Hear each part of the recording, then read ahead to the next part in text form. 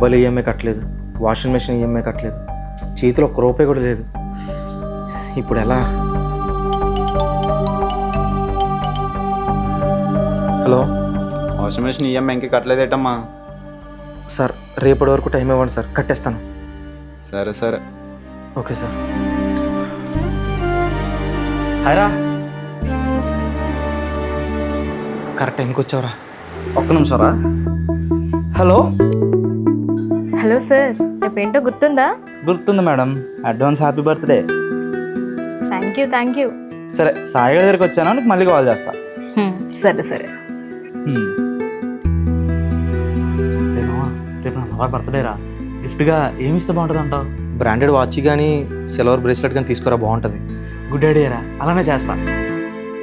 అవును, ఇందాక ఏదో అంటున్నట్టున్నావు. అదేరా, అది చెప్దామనే. ఎవరో వాట్సాప్లో స్టేటస్ పెట్టారు, చూశాను.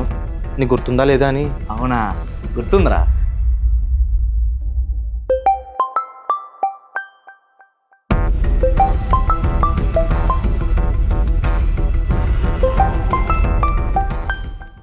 Happiest birthday dear.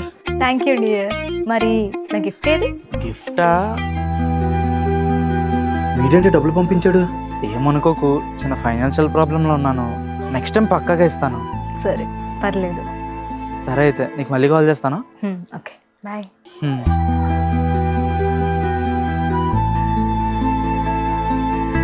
రే దేవా, డబ్బులు పంపించావేట్రా?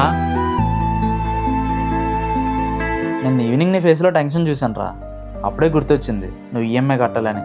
మన ఇద్దరే కదా వెళ్ళి వాషింగ్ మిషన్ కొన్నావు, అందుకే డబ్బులు పంపించాను. ఫస్ట్ అది క్లియర్ చేసే. మరి నీ లవర్కి గిఫ్ట్ ఇవ్వలేదా? లేదురా, ఈసారి కుదరదు, తర్వాత ఎప్పుడైనా ఇస్తానని చెప్పా. అయినా గిఫ్ట్ ఈరోజు కాకపోయినా రేపైనా కొనొచ్చురా, కానీ ఈఎంఐ ఆన్ టైం కట్టాలి, అందుకే ఫస్ట్ అది క్లియర్ చేసే. అడిగితే సహాయం చేసేవాడే కాదు, మనం అడగకపోయినా మన కళ్ళలో బాధను కనిపెట్టేవాడే నిజమైన స్నేహితుడు.